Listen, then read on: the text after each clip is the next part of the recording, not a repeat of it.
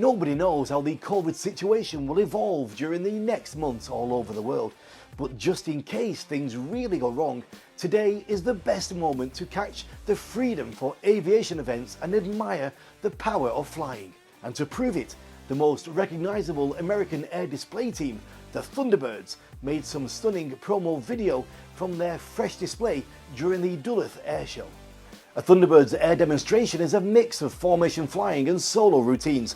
The 4-aircraft diamond formation demonstrates the training and precision of Air Force pilots, while the solo aircraft highlight the maximum capabilities of the F-16 Fighting Falcon.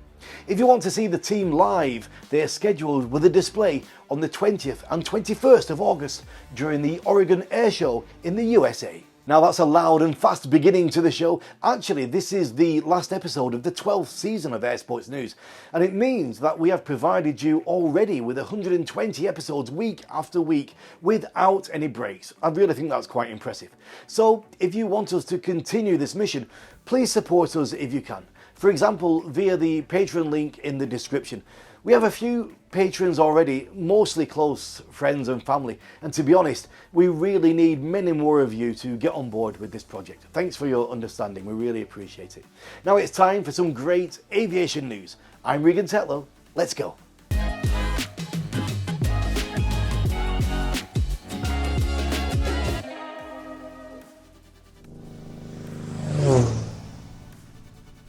First of all, we have some fresh and confirmed results from the hang gliding Class 1 Europeans organised in the Italian Siglio. According to the FAI report, Monte Cucco 2022 has come to an end with 9 tasks out of 10 possible, covering European hang gliding cross-country competition record.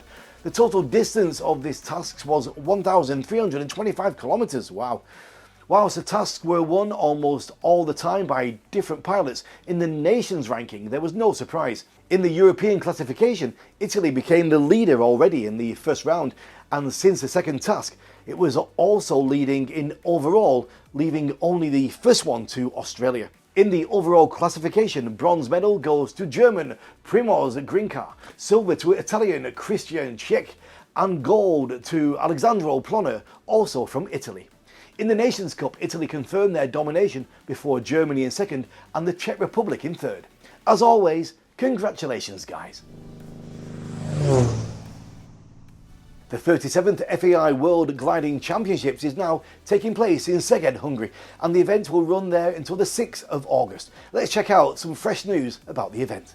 83 competitors from 24 countries, mostly European, but also from Australia, South Africa and the United States are competing. Approximately 40 pilots fighting for the win in the 18-metre class, more than 20 in the open class and the rest in the 20-metre multi-seat class. The first task before closing this episode of Air Sports News was cancelled due to the bad weather conditions. The latest practice tasks were quite long, with 360 kilometres track for the 80-metre class, 330 kilometres for multi-seaters and a huge 400 kilometre task for the open class. We'll let you know about the results in the next show.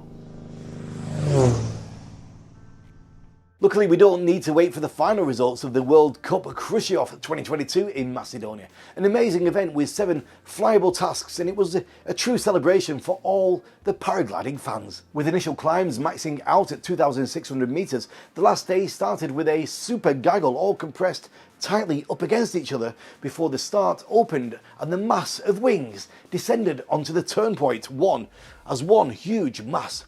Ping-ponging between turn 1 and 2, the group held its form well, but at the transition to the third turn point, the flats appeared to be the crux, and soon enough the gaggle became 2 and some scattered stragglers.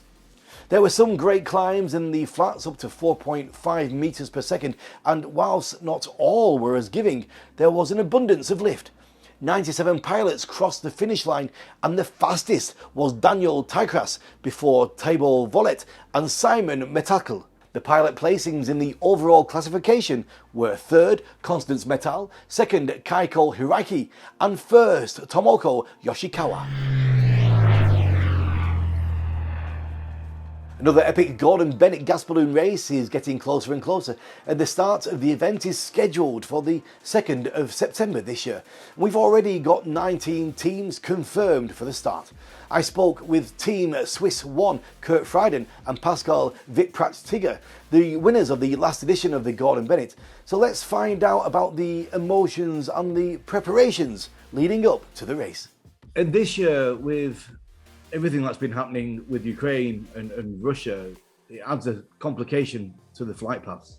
Yeah, I mean, we don't have any actual information in the moment, but I think that's certainly going to be an interesting part also in the pre-preparation, but also in the publication of the open countries, because I think even that they are maybe not part of that war, but all the countries very close there, they have some topics already, which probably will be quite some discussion. Is it then okay to fly into that country, or, I mean, we don't know yet.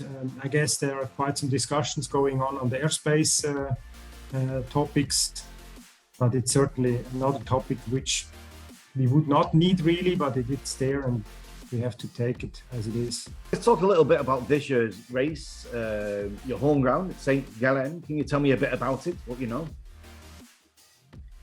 Yeah, St. Gallen is 10 kilometers away from my home, and it's a nice city, also in a little valley near Lake of Constance, yes, and near the Alps also in the south. There is the Santis, and it's a really nice location. Beautiful. Do you know much about the launch location, the field? Well, it's in the middle of the city. Middle of the city? Middle of the city, yeah. Incredible. So in the town square or something like this? It's in the middle of the town St. Gallen, and enough big for the 18 balloons. Not bigger, but it's enough, should be okay. And yeah, we are happy to fly from the middle of a town. That's very nice. As always, the full-length interview with my guests is available on the Air Sports Promotion YouTube channel. It's the centre of the biggest air sports interview content on the planet. By clicking like and subscribe, you're really helping us to continue this mission. We're also seeking new patrons. I know we'll keep asking, but we are seeking some more to co-found this big project. Come and join us. The biggest general aviation event focused on the owners that have built their aircraft by themselves is now taking place in Oshkosh, and we have some impressive stats from the EAA Venture. Take a look. People often say EAA Venture defies description, yet the same folks will engage in an informal competition to characterize the event in a single word. Folks use a broad range from paradise to overwhelming, exhilarating and exhausting. With more than 10,000 aircraft and around 600,000 people showing up, it's safe to say this is the absolute record holder in the world. This year, with the special 75th anniversary of the US Air Force, movie night, every night, unique rides on board the legendary B-17 Flying Fortress and the B-25 Mitchell, and lots of other activities. The event runs until the end of the month.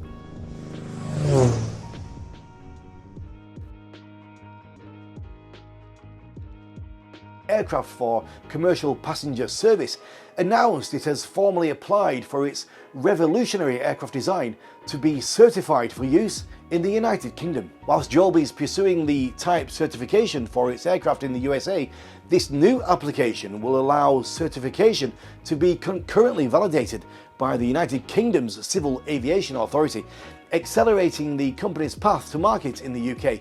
With a maximum range of 150 miles, a quiet acoustic profile, Joby's 5-seat piloted electric vertical takeoff and landing aircraft is designed to connect people and cities through fast, quiet and emissions-free flight.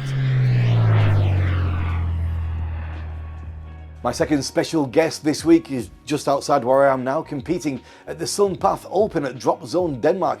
He's a canopy pilot, a coach, skydiving instructor, and also an examiner. With more than 7,000 jumps in his logbook, he's definitely a mentor in the world of canopy piloting. He's also fresh from his overall win in Italy at the Canopy Piloting Open event at Pullout Ravenna. Let's chat a little bit with Argentinian Markus Darman. I saw quite a few little clips on Instagram and Facebook of the event. Looked like a good competition. It was awesome. It was a super smoothly run. Yeah. We ran a day and a half of comp. We have a little bit of weather hold yesterday afternoon, and then we finished this morning 3 runs, 1 accuracy, 2 distance. Done and dusted.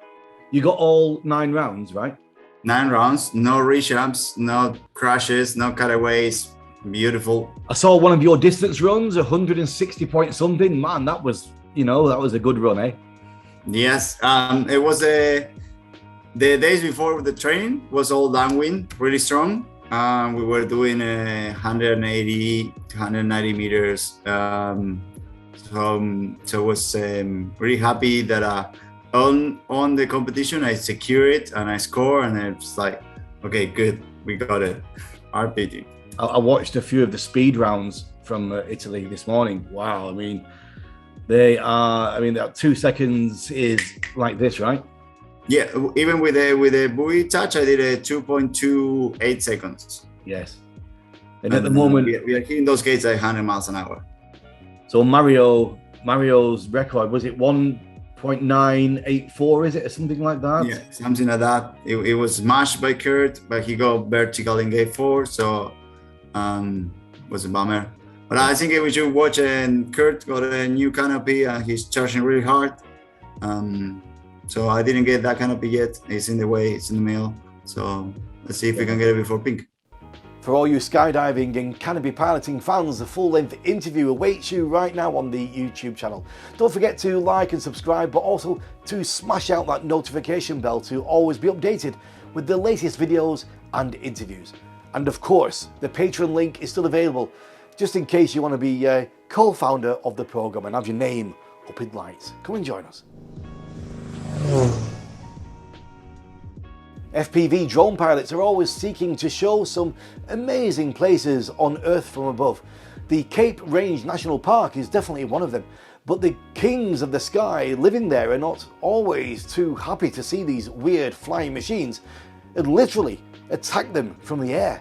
Skyview Aerial Photography Channel released some stunning video from Western Australia with some amazing valleys and views, but suddenly 2 eagles appear, making some thermal reconnaissance flight, and decide to do an immediate dive and attack on the drone. Only because of the huge rotors of the DJI FPV, the eagles didn't manage to destroy it, and hopefully they didn't harm their legs as well. I mean, these drone blades can work like sharp knives and can easily damage body parts. Wow, I mean, what shots, what a video. FEI members and other organisations and entities are being invited to bid to host the 2023 FEI World Drone Racing Championships. Interested organisations would work with their country's national air sports controls to host this exciting event, which attracts a global interest from a young audience. The deadline for the bids is 15th of September 2022. Requirements for hosting the FEI World Drone Racing Championships are clearly explained in the bid documents enclosed on the fei.org website. A young, engaged and tech-savvy audience is attracted by this on-trend sport. Pilots, mostly in their teens and 20s, wear head-mounted displays showing the live stream camera feeds from the drones, which can be displayed for the audience on a large screen as well as being live streamed to a public audience across the globe. Drone racing often takes place at night, which makes for a thrilling show with a lit-up track and lights on the drones. Those who know Drone Racing League or the Drones Champions League can confirm that this sport is absolutely stunning. So, anyone interested? Alright, I think it's about time for our Hall of Fame section.